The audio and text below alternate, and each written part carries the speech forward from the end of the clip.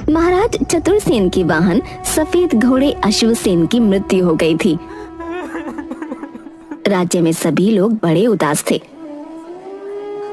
महाराज ने पिछले 1 हफ्ते से खाना पीना छोड़ दिया था। उनका कहना था कि मुझे एक ऐसे वाहन की तलाश है जो कि सबसे अलग और विशेष हो, जिसके गुणों को देखकर लोग आश्चर्यचकित हो जाएं और जिसकी शक्ति को देखकर दुश्मन की सेना घबराकर कांपने लगे। राज्य में सभी लोग अपने द्वारा प्रशिक्षित जानवरों को लेकर महाराज के पास आ रहे थे, लेकिन महाराज को कोई भी जानवर पसंद नहीं आ रहा था। जब उसकी सूचना परी लोक तक पहुंची, तो परियों की रानी ने अपने मित्र गरुड़ से इस बात की चर्चा करते हुए कहा, प्रिय मित्र गरुड़, महाराज चतुरसेन एक बड़े ही योग्य, बुद्धिमान और बहादुर राजा हैं, जो कि मुसीबत की घड़ी में सबकी मदद करते हैं। पिछले दिनों उनके वाहन सफेद घोड़े की मृत्यु के पश्चात वाहन की तलाश में उन्होंने खाना पीना छोड़ दिया है और वो बहुत कमजोर हो गए हैं। उन्होंने कई बार मुश्किल घड़ी में परी लोक की सहायता की है। मुझे समझ नहीं आ रहा कि हम उनकी मदद कैसे कर सकते हैं। परी महारानी करो, राज्य में हमारे जादूगर गरुड़ शंकरा दैवी शक्तियों के मालिक हैं और अपनी जादूगरी से इस समस्या का समाधान कर सकते हैं। मुझे तो ऐसा लगता है कि हमें इस बात के बारे में उनसे बात करनी चाहिए। गरुड़ राज की बात सुनते ही परियों की महारानी उनके साथ गरुड़ शंकरा के पास गईं और उसे सारी बात बताते हुए बोली, मित्र, आपको हमारी मदद करनी ही होगी। आप महाराज के लिए एक ऐसा अद्भुत वाहन तैयार करिए जिसके बारे में ना पहले कभी किसी ने सुना हो ना देखा हो। गरुड़ शंकरा ने अपनी दैवीय शक्तियों से एक अद्भुत हाथी की रचना की और एक अंडे में बदलकर उसे जंगल में रख दिया।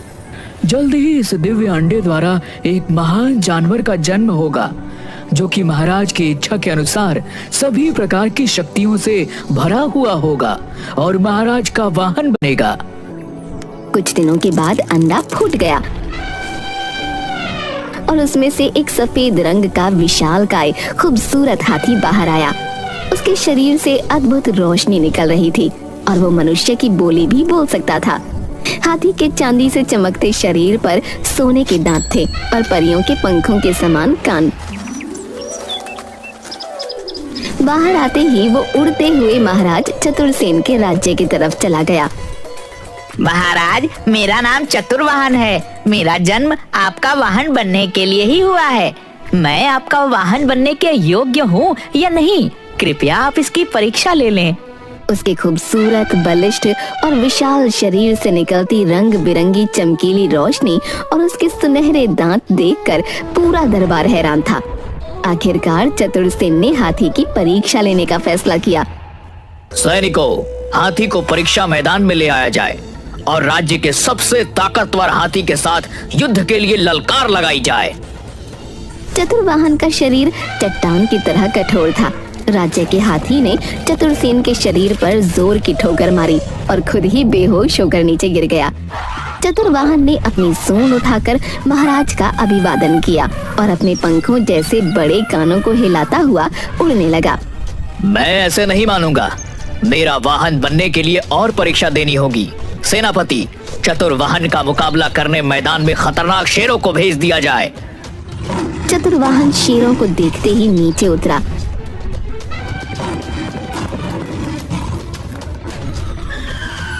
और उसने जादुई शक्तियों से अपनी सूंड को लंबा कर लिया। उसने क्रोध से सूंड को हिलाया तो पूरी सूंड कांटों से भर गई। उसने अपनी खतरनाक सूंड में लपेटकर अपने नुकीले दांतों से दोनों शेरों को एक क्षण में ही मार दिया। चारों तरफ उसकी जय जयकार होने लगी। महाराज चतुरसेन भी बड़े प्रसन्न हुए और बोले, चतुर्वाहन, मुझे तुम पसंद हो और मैं तुम्हें अपना वाहन बनाता हूँ। पूरी प्रजा महाराज की जय जयकार करने लगी। अब महाराज चतुरसेन बड़े ही प्रसन्न रहते थे। एक बार जब चतुरसेन की पुत्री विजयलक्ष्मी राज्य सरोवर में स्नान कर रही थी तो उसने देखा कि एक खूबसूरत, बलिष्ठ और स्वस्थ शरीर का पुरुष सरोवर के पास खड़ा हुआ वहां लगे सुंदर फूलों से उठने वाली सुगंध का आनंद उठा रहा है। ये तो बड़ा ही दिव्य पुरुष है। बलिष्ठ भुजाएं और लंबा कद मेरे मन को मोह रहे हैं। उसे वह पुरुष बहुत पसंद आया और उससे विवाह करने की इच्छा जागृत हुई। ये दिव्य और राजकुमार की तरह दिखने वाले बलिष्ठ पुरुष, तुम कौन हो और राज्य सरोवर के पास क्या कर रहे हो? राजकुमारी की बात सुनते ही वो पुरुष घबरा गया और तुरंत वहां से चला गया। राजकुमारी भी उसके पीछे पीछे गई। पेड़ के पीछे जाकर तुरंत चतुर्वाहन हाथी के रूप में बदल गया। ये क्या? वह पुरुष जिससे मैं विवाह करना चाहती हूँ वो कोई और नहीं बल्कि राजा का वाहन चतुर्वाहन हाथी है। दूसरी तरफ उससे विवाह के लिए दूर दूर से राजकुमारों के रिश्ते आने लगे, लेकिन राजकुमारी चतुर्वाहन के रूप पर मोहित हो चुकी थी। उसे कोई भी राजकुमार पसंद ही नहीं आता था। आखिर क्या बात है बेटी, तुम इतनी उदास रहती हो? पड़ोस के राज्य में वहाँ के राजकुमार का जन्म उत्सव मनाया जा रहा था। दूर दूर से कलाकार आ रहे हैं, तुम भी आनंद लो, तुम्हारा मन हल्का होगा। महाराज ने राजकुमारी को चतुर्वाहन के साथ उस जन्मदिन में भाग लेने के लिए भेजा। कुछ दूर जाने के बाद जब वो राज्य से बाहर आ गए तो राजकुमारी ने चतुर्वाहन को रुकने के लिए कहा। प्रिय चतुर्वाहन, मैं तुम्हारे पुरुष रूप को देख चुकी हूँ। तुम्हें देखने के बाद मेरे मन में तुमसे विवाह करने की इच्छा जागृत हो गई है। मुझे समझ नहीं आता कि मेरा विवाह तुमसे किस प्रकार हो सकता है। राजकुमारी, आपको यह इच्छा छोड़ देनी चाहिए। मैं महाराज का वाहन हूँ, ऐसा होना नामुमकिन है। राजकुमारी, मैं एक स्वर्ग लोक का यक्ष हूँ, लेकिन देवलोक की कन्या के ऊपर बुरी निगाह डालने के कारण मुझे अपना यह जन्म महाराज के वाहन के रूप में बिताने के लिए गरुड़ राज्य के जादूगर द्वारा चुना गया है। सजा के अनुसार मैं पूरे दिन में एक बार अपने असली रूप में आता हूँ, किंतु मुझे विवाह करने का अधिकार नहीं है। ऐसा न कहो प्रियवर्ण, मैं आजीवन कुमारी रहने का व्रत ले लूंगी। इसी बीच दुश्मन राज्य के सैनिकों ने हाथी के साथ राजकुमारी को अकेला पाकर उसका अपहरण करने के लिए हमला बोल दिया। चतुर्वाहन ने अपनी बहादुरी से दुश्मन सेना के सभी सैनिकों को मार दिया और अपने पंखों को हिलाता हुआ राजकुमारी को लेकर उड़ता हुआ वहां से चला गया। चतुर्वाहन, तुम्हारी बहादुरी देखकर मैं प्रण करती हूँ कि अगर विवाह करूंगी तो चतुर्वाहन से ही करूंगी। वापस आते समय चतुर्वाहन एक बार फिर अपने असली रूप में आया। उसी समय राजकुमारी ने उसे मूर्ख बनाकर अपने साथ लाए गए मंगलसूत्र का धागा उसे अपने गले में बांधने को कहा। चतुर्वाहन, मेरी रक्षा करना तुम्हारा फर्ज है। ये रक्षा कवच है जो मेरे पिता ने मुझे दिया है, जिससे मैं गले में बांधना भूल गई थी। यदि तुम इसको मेरे गले में बांध दोगे तो मैं हमेशा के लिए सुरक्षित हो जाऊंगी। चतुर्वाहन ने ऐसा ही किया। ऐसा करते ही जादूगर चतुर्वाहन के सामने प्रकट हो गया और बोला, चतुर्वाहन, तुमने श्राप होने के बावजूद भी राजकुमारी से विवाह करने की गलती करी है। अब तुम्हें इस रूप में अपना संपूर्ण जीवन काटना होगा। तुम्हारा राजकुमारी से मिलन कभी नहीं हो पाएगा। आप ऐसा मत करिए। चतुर्वाहन को मुझे पति के रूप में वर्ण करने दीजिए। इसके बदले में आप जो चाहेंगे मैं वो करूंगी। अगर ऐसी बात है राजकुमारी, तो आपको अपने सच्चे पार्क की परीक्षा देनी होगी। धूमकेतु पर्वत पर हस्तशिला के नीचे हाथी दांत का बना हुआ एक मुकुट रखा है, जिसकी रक्षा 5 फनों वाला नाग करता है। अगर वह मुकुट लाकर आप मुझे दे देती हैं, तो मैं चतुर वहां को इस हिसाब से मुक्त कर दूंगा। लेकिन ये कैसे संभव है? वह पंचमुखी नाग तो जादुई शक्तियों वाला है और मायावी भी है। वह किसी को भी पल भर में जलाकर भस्म कर सकता है। आप चिंता न करें, मैं आपको इस हिसाब से मुक्त करवा कर ही रहूंगी। राजकुमारी चतुर्वाहन की पीठ पर बैठकर धूमकेतु पर्वत की तरफ चल पड़ी।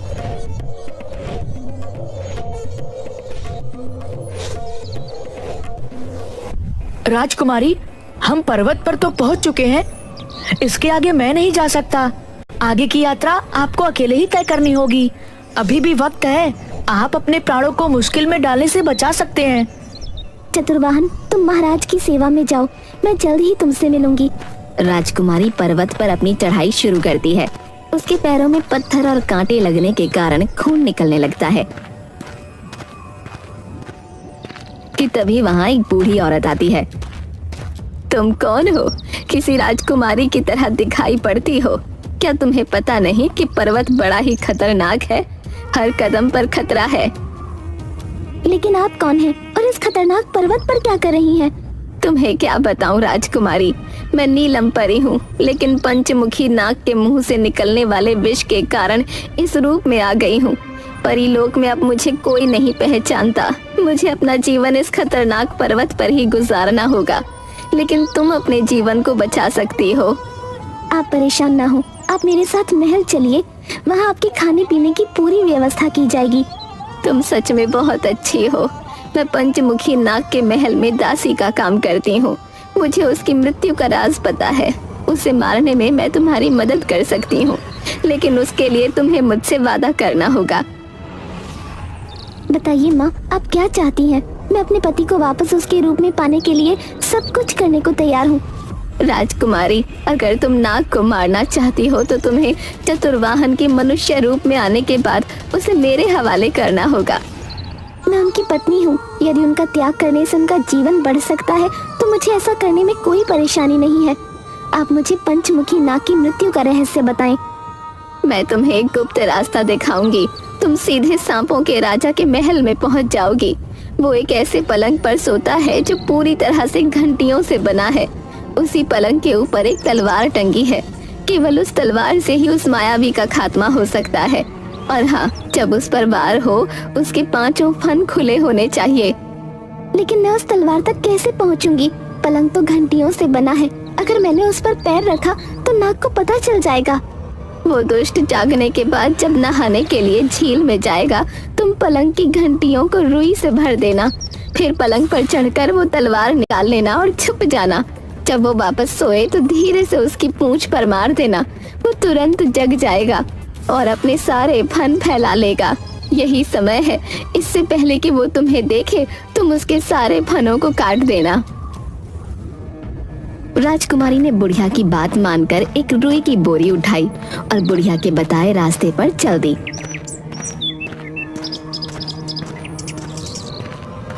वहां उसने वही किया जो बुढ़िया ने उसे बताया था।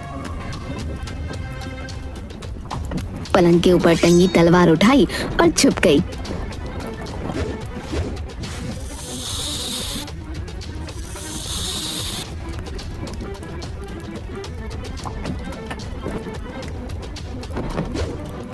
उसने सांप की पूंछ पर वार किया।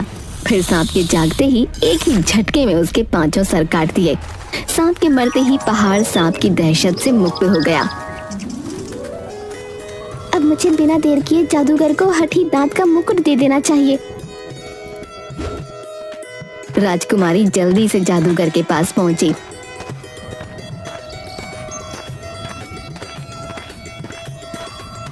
और वो मुकुट उसके हवाले कर दिया। मुकुट के मिलते ही जादूगर ने मुकुट चतुर्वाहन के सर पर रख दिया और देखते ही देखते चतुर्वाहन एक राजा के रूप में बदल गया। राजकुमारी, तुमने मुझे मनुष्य रूप में तो बदल दिया, लेकिन मैं तुम्हारे पिता के साथ अन्याय नहीं कर सकता। वह मुझ पर बहुत विश्वास करते हैं। मैं सदैव उनके वहाँ बनकर रहना चाहता हूँ। लेकिन अब आप पर मेरा अधिकार नहीं है। फिर आपको मैं क्या दे सकती हूँ? आपकी जान के बदले मैंने आपको पर्वत पर रहने वाली परी को दे दिया। राजकुमारी की बात सुनते ही वहाँ पर परी प्रकट हुई और बोली, राजकुमारी, मैं तुम्हारे प्रेम की परीक्षा ले रही थी। तुम और चतुर्वाहन दोनों ही अद्भुत हो। चतुर्वाहन का महाराज के प्रति प्रेम देखकर मैं तुम दोनों को चतुर्वाहन के प्रतिरूप में एक दूसरा हाथी देती हूँ, जो चतुर्वाहन की तरह ही पूरी भक्ति से महाराज की सेवा करेगा। राजकुमारी महाराज को सारी बात बताती है। राजकुमारी के प्रेम और चतुर्वाहन की ईमानदारी से महाराज बहुत खुश होते हैं और धूमधाम से राजकुमारी का विवाह चतुर्वाहन के साथ हो जाता है और उसे राज्य का सेनापति बनाया जाता है।